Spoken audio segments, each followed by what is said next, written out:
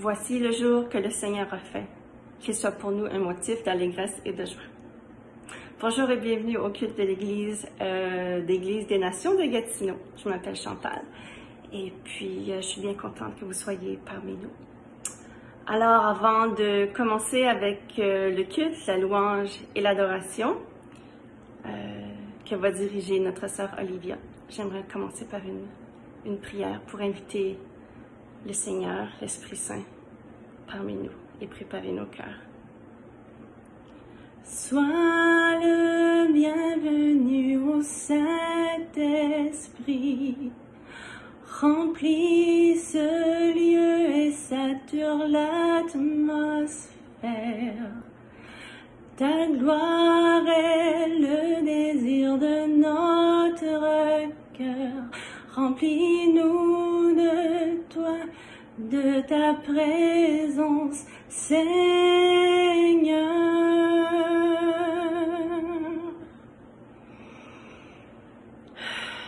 Oui, Seigneur, remplis-nous de ta présence.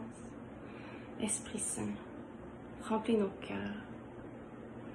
Seigneur, nous voulons entendre ta voix. Nous voulons entrer en ta présence. Seigneur, nous sommes ici pour te louer et t'adorer. Ouvre nos oreilles, nos cœurs, pour qu'on puisse entendre ta voix. Toute la louange, la gloire et la puissance soient pour toi. Au nom de Jésus. Amen. Bon culte.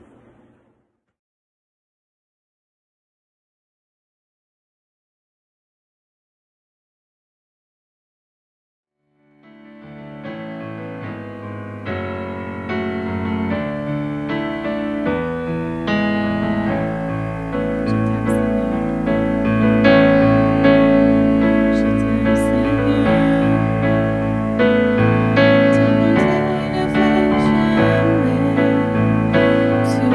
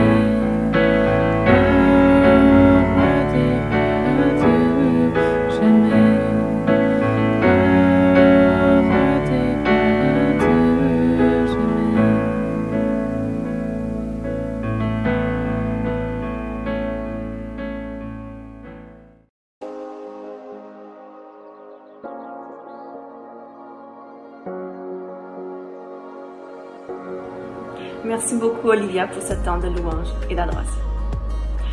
Voici maintenant venu le temps de la dîme et des offrandes. Certains d'entre vous se demandent peut-être pourquoi la dîme et les offrandes. En fait, quand on donne, c'est pas à des hommes ou à une organisation qu'on remet notre argent. C'est à Dieu qu'on donne cet argent-là. En fait, la dîme et les offrandes, c'est de redonner à Dieu une partie de ce qu'il nous a donné. Parce que tout ce qu'on a vient de lui, n'est-ce pas? Alors, quand on donne, c'est pour remercier le Seigneur pour qui il est et tout ce qu'il a fait pour nous. Alors, donnons avec reconnaissance. Pour savoir comment donner, il vous suffit de suivre les instructions qui vont s'afficher sous peu à l'écran. Alors maintenant, sans plus tarder, nous allons écouter le message qui nous est apporté cette semaine par Gualberto. Soyez bénis.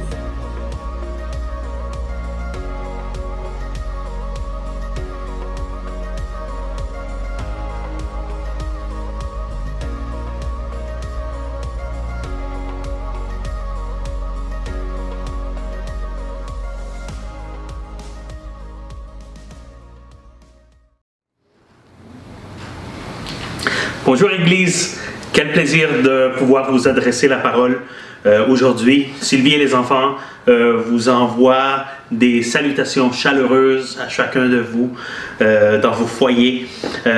Malgré la distanciation physique et le fait que nous sommes dispersés, sachez que le Saint-Esprit nous unit au-delà des réseaux numériques qui nous aident à rester connectés. Le Saint-Esprit est en mouvement. Il est en mouvement dans chacun de nos foyers et il est en mouvement dans chacune de nos vies. Et cela nous unit. C'est lui qui nous unit. Le jour de la Pentecôte, les croyants étaient tous d'un accord, la Bible nous dit. Et nous voilà aujourd'hui d'un accord, unis par le même esprit. Pendant les dernières semaines, et au cours des prochaines semaines, on explore le thème de connaître, croître, aller ensemble. On se base sur Daniel 11:32 qui dit que le peuple de ceux qui connaissent leur Dieu agiront avec courage. D'autres traductions disent ceux qui connaissent leur Dieu agiront avec fermeté. La version anglaise sur laquelle nous nous basons dit But the people who know their God shall be strong and do great exploits. Et voilà, la version anglaise met l'accent sur les exploits que réaliseront ceux qui connaissent leur Dieu. Ce qui est formidable, des actions remarquables ou exceptionnelles vont venir de ceux qui connaissent leur Dieu. Ça me dit aussi que ceux qui connaissent leur Dieu agiront avec fermeté, courage. Alors il y aura une sûreté qui vient de connaître Dieu. Et voilà, ce seront des remarquables, exceptionnelles actions que nous performerons. Et cela s'applique à nous. Bien qu'on lit de Daniel, nous sommes le peuple de Dieu, son Église, à qui il a donné un pouvoir quand il a versé le Saint-Esprit sur nous. Donc, on a déjà passé à travers les thèmes de connaître et croître. Aujourd'hui, je vais passer un peu de temps à vous parler du thème « aller ». Jésus avait une mission.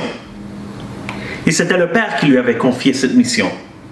Cette mission était de prêcher les bonnes nouvelles du royaume de Dieu et voir que la volonté du Père soit faite sur la terre comme au ciel.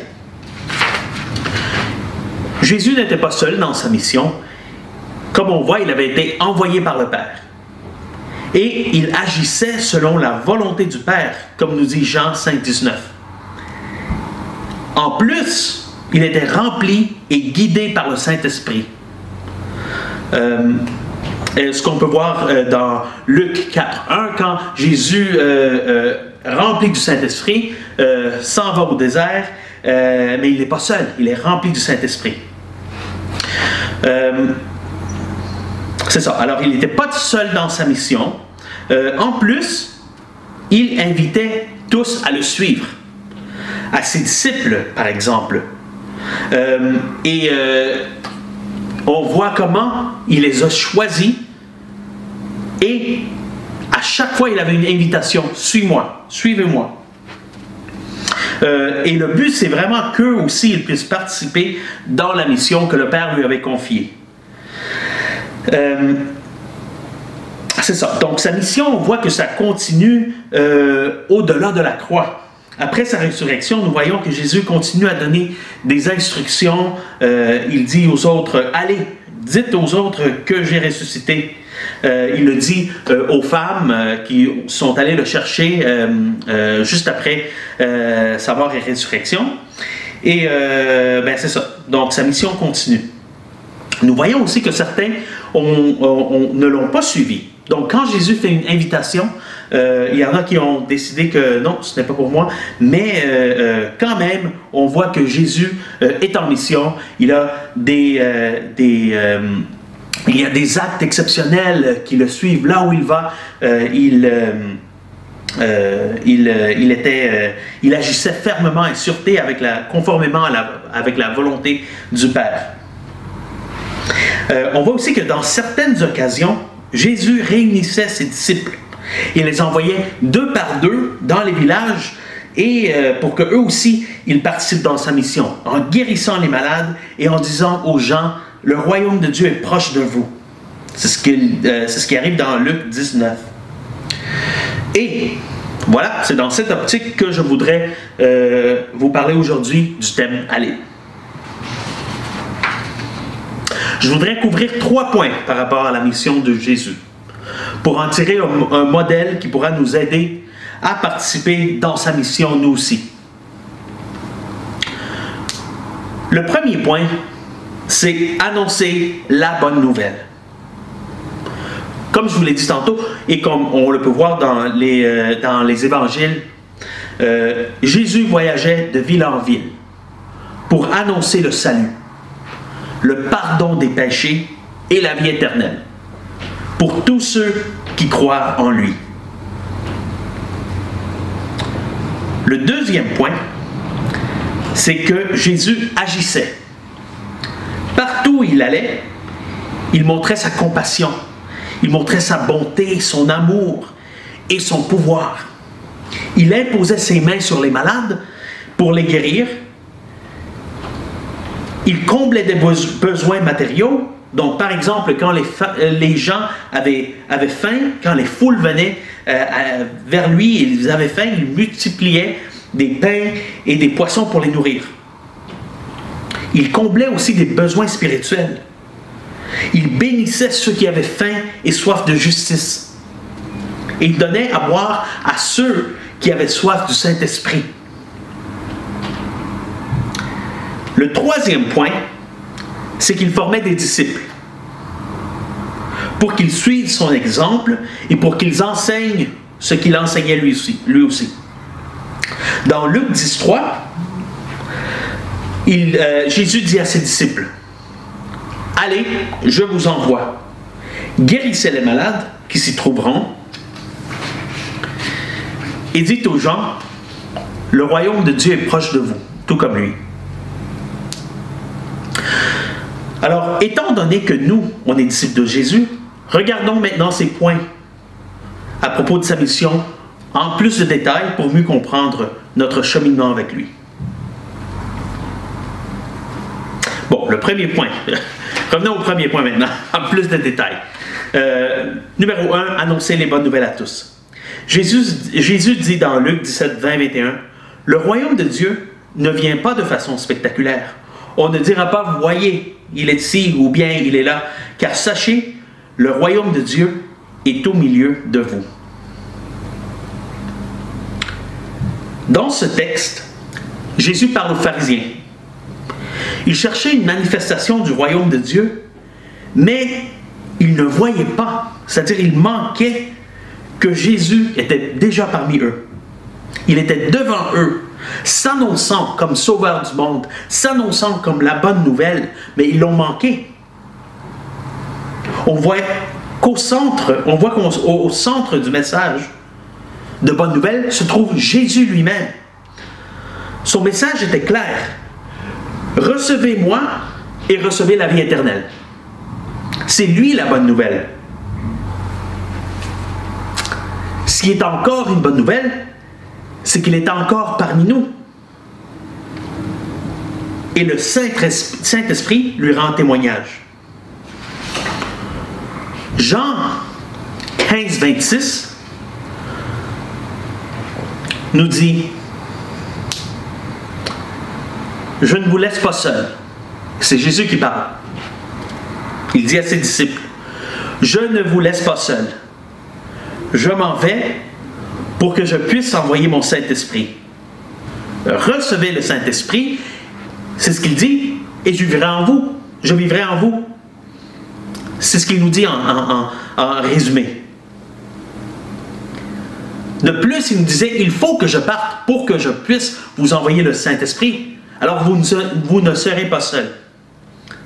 Pour nous qui sommes remplis du Saint-Esprit, notre message est simple aussi. Crois en Jésus, tes péchés seront pardonnés et tu auras la vie éternelle.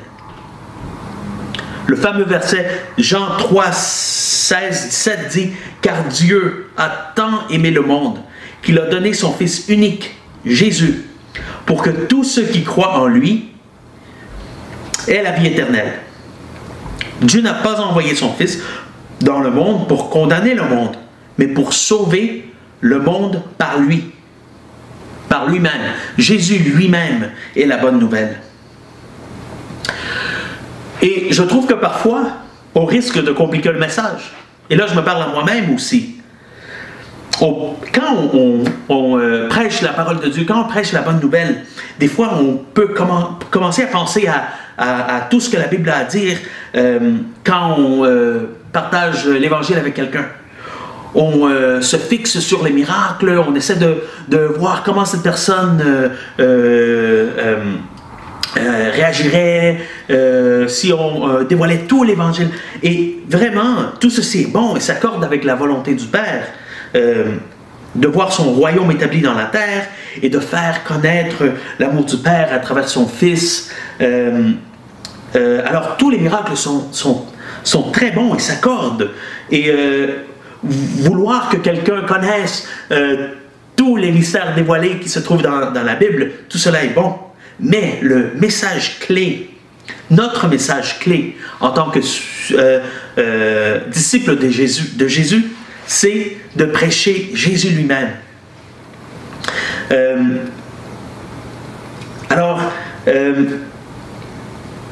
C'est ça, le message de Jésus était simple. C'était « Croyez en moi ». Je voudrais lire Matthieu 6, 33, qui dit « Préoccupez-vous d'abord du royaume de Dieu et de la vie juste qu'il demande, et Dieu vous accordera aussi tout le reste. » Si on comprend que le royaume de Dieu est incarné dans la personne de Jésus, on n'a rien à craindre quand nous prêchons la bonne nouvelle de Jésus à quelqu'un. On peut lui confier le reste.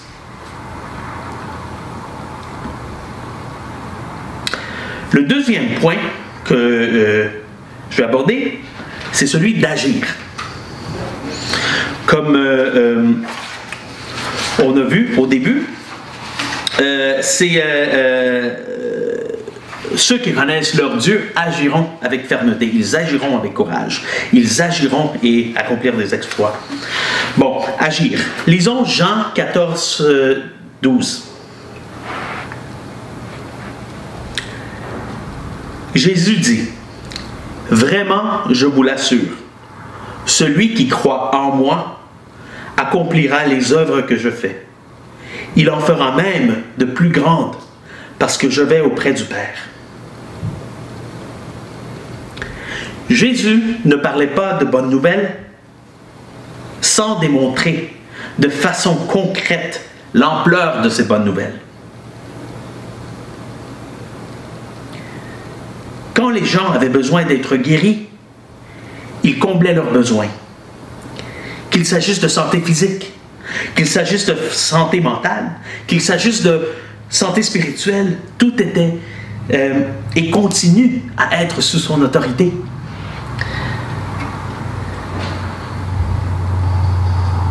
Alors lui, il allait de village en village, se prêchant lui-même comme sauveur du monde. Et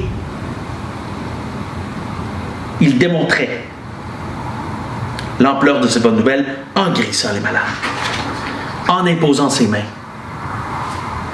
Peut-être en ce temps, c'est difficile de comprendre comment est-ce que je vais aller de ville en ville si je ne peux pas voyager. Comment est-ce que je vais imposer les mains sur les malades si on est en pandémie? Qu'est-ce que je fais? Peut-être on ne peut pas imposer nos mains sur les malades, mais nous avons la parole de Dieu. Hébreux 4.12 nous enseigne que la parole de Dieu est vivante et efficace. Elle est plus tranchante que toute épée à double tranchant et pénétrant jusqu'à la division de l'âme ainsi que de l'esprit et des jointures de la moelle. Je vais répéter la première partie pour qu'on comprenne tous qu'il n'y a pas de frontière pour la parole de Dieu. Il n'y a pas de barrière à la parole de Dieu. C'est écrit, la parole de Dieu est vivante et efficace.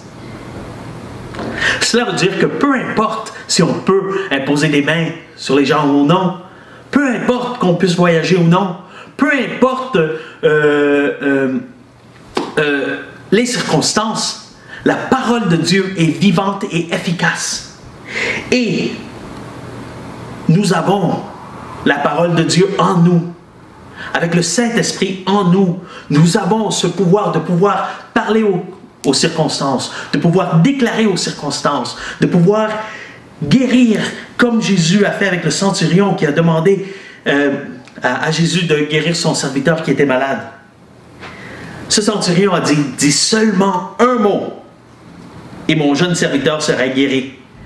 Et ensuite Jésus, étonné par la foi de cet homme, prononce ces mots avec sa parole vivante et efficace, et son serviteur est guéri.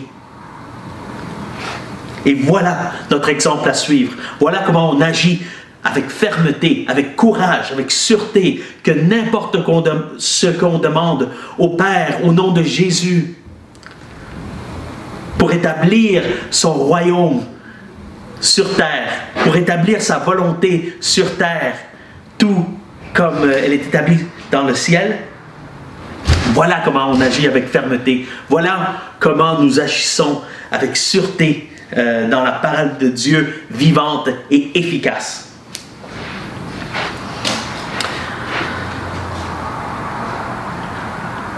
Le troisième point, c'est faire des disciples.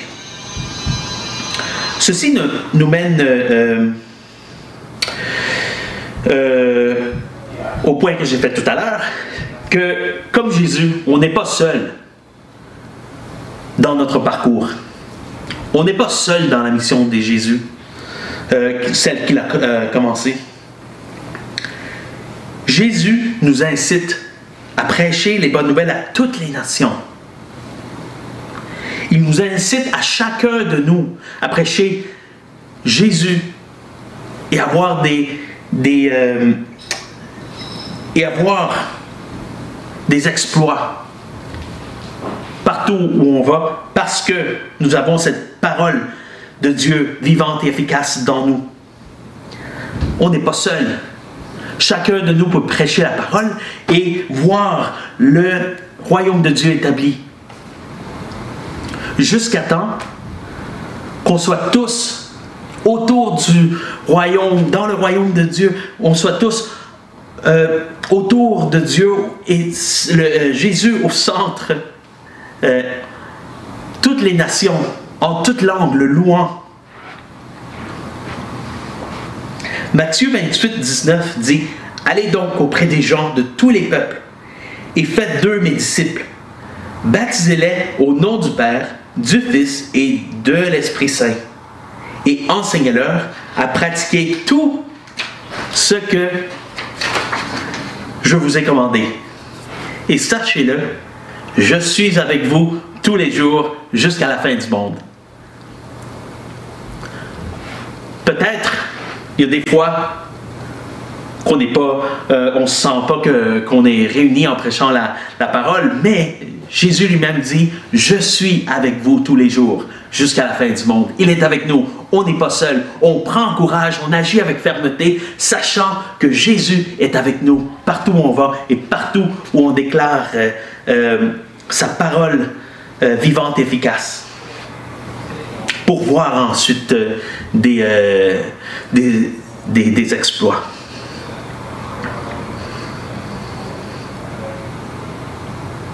Nous sommes tous ensemble. Nous avons tous des dons, des talents. Et seul, on ne peut pas franchir le monde. On a besoin de chacun de nous, des dons et des talents que Dieu a déposés, que le Saint-Esprit est en train d'éveiller en ce moment, pour que tous, on puisse aller dans cette mission, suivre Jésus dans ce parcours. Nous sommes une église, et ensemble, on va toucher le monde. Jusqu'à ce que la connaissance de la gloire du Seigneur couvre la terre. Toutes les nations, jusqu'à temps que toutes les nations entourent le trône de l'agneau sacrifié pour nous donner la vie.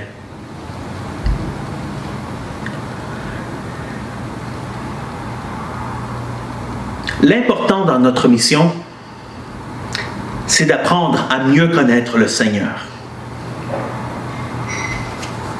En ce temps où peut-être il y a moins de distractions, on prend le temps de passer du temps dans l'Esprit, prier, chanter, le louer, nous réjouissant dans le salut et lui donnant la gloire. Parce que l'intimité avec le Seigneur vient avant de partir en mission. Je vais vous donner un exemple qui vient des évangiles, encore une fois. On voit que quand Jésus demande à Pierre, il dit, « Pierre, qui dis-tu que je suis? » Et Pierre lui répond, « Tu es le Fils de Dieu. » Après cela, Jésus lui montre son parcours, il lui montre son cheminement. Mais cela vient après avoir eu une révélation de qui Jésus est.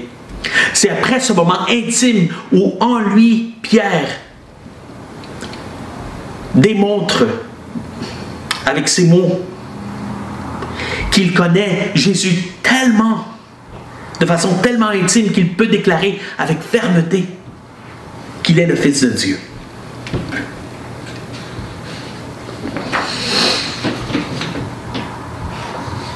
L'intimité vient aussi avec de la prière, d'être en communication avec le Seigneur.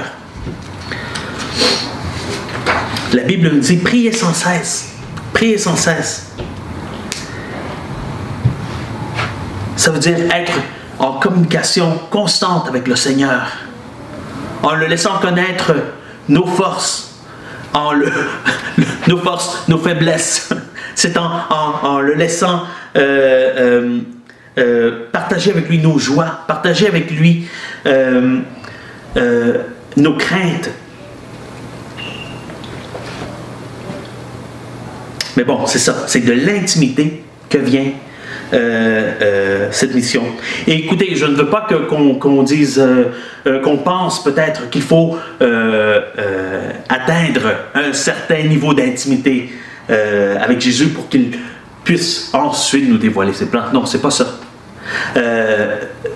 Parce que le Seigneur veut se faire connaître. Il veut se faire connaître. Il veut nous faire connaître ses plans. Alors, que tu sois au début de ton cheminement, que tu sois dans ton cheminement après des années d'avoir passé avec le Seigneur, peu importe, parce qu'il veut nous amener dans ce plan. Dans les évangiles, on voit que le Seigneur, après avoir connu quelqu'un, il leur dit, « Oui, suis-moi, je vais te montrer mes plans. » Donc, il n'y a pas de niveau qu'il faut atteindre. Non, non, non. C'est vraiment le contraire. Je pense maintenant à la foi d'un enfant qui dit oui quand tu leur montres certains plans, tu leur dévoiles un plan et ils veulent te suivre. Il y a une joie, il y a un enthousiasme. Et le Seigneur prend cet enthousiasme. Il dit, oui, je vais te montrer mes plans. Je veux te montrer mes plans. Suis-moi. Bon. Là, finalement,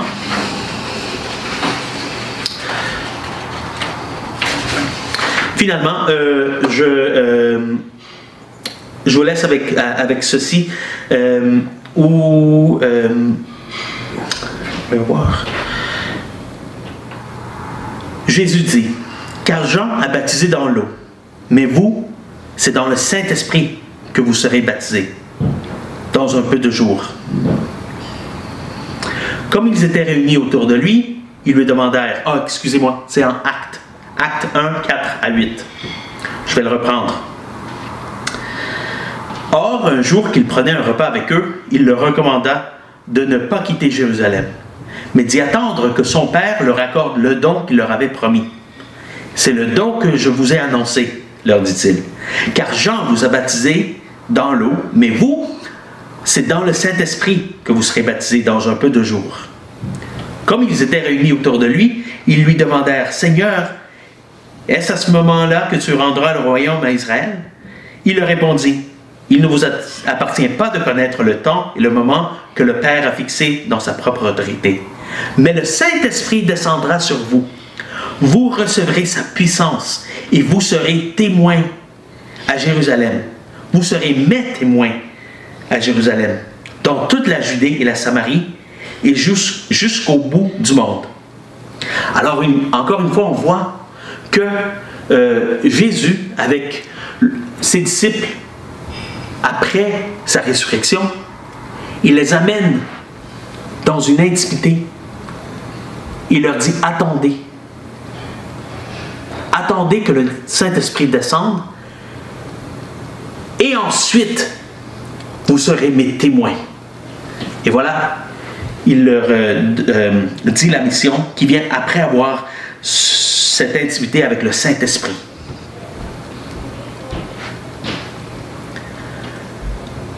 Cela est une clé dans la mission dont Jésus nous appelle.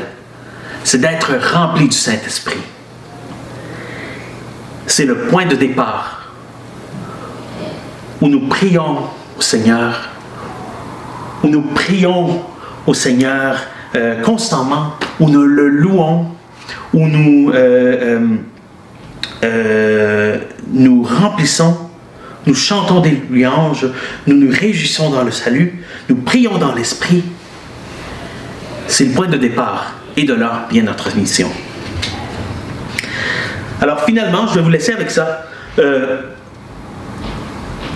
qui nous dit notre mission. Et c'est un texte avec lequel vous peut-être serez très familier. Ça se trouve dans Luc, mais aussi dans Isaïe.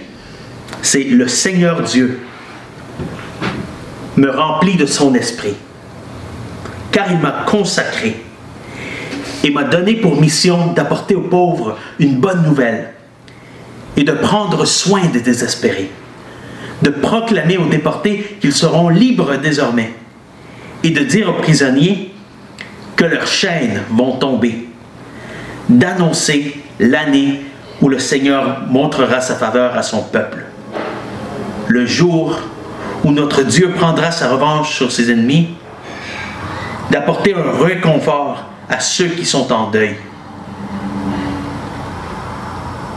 Il porte le deuil de Sion, mais j'ai mission de remplacer les marques de leur tristesse par autant de marques de joie, la cendre sur leur tête par un splendide turban, leur mine douloureuse par une huile parfumée, leur air pitoyable par un habit de fête. Alors que Dieu vous bénisse, et je prie en ce moment que le Seigneur puisse vous remplir de son esprit, de vous remplir de sa joie, pour que ensemble on puisse prêcher les bonnes nouvelles, on puisse agir avec fermeté et agir avec courage, voir des exploits et ensuite faire des disciples. Que Dieu vous bénisse. Nous tenons à remercier tous ceux qui nous ont écoutés ce matin. Vous savez, Dieu nous aime et il nous a créés pour vivre en relation avec lui. Mais à cause de la désobéissance de l'homme, nous avons perdu cet accès auprès de Dieu. La Bible dit qu'à tous ont péché et sont privés de la présence de Dieu. Mais Dieu qui est riche en amour a envoyé son Fils, Jésus-Christ, mourir sur la croix afin que quiconque croit en lui ne périsse pas, mais qu'il reçoive la vie éternelle. Désormais, au moyen de la foi, nous pouvons avoir de nouveau une relation avec Dieu. La Bible dit que c'est par la grâce que vous êtes sauvés, par le moyen de la foi. Et cela ne vient pas de vous, c'est le don de Dieu. C'est par la confiance que je mets en la personne de Jésus que je peux être sauvé. Si ce matin, c'est le désir de votre cœur de placer votre confiance en Jésus-Christ, vous pouvez prier avec moi. Je vous invite à faire cette prière du fond de votre cœur. Seigneur Jésus, Seigneur et Sauveur Jésus, ce jour, je choisis de placer ma confiance en toi. Je te demande pardon pour tout ce que j'ai fait qui ne t'a pas plu. Merci du pardon que tu m'accordes. Désormais, je choisis de placer ma confiance en toi. Je choisis de vivre en suivant tes enseignements. Amen. Si vous avez fait cette prière, faites-nous le savoir en nous envoyant un courriel et nous prierons pour vous. Que le Seigneur vous bénisse. Sachez que vous êtes aimés. Merci.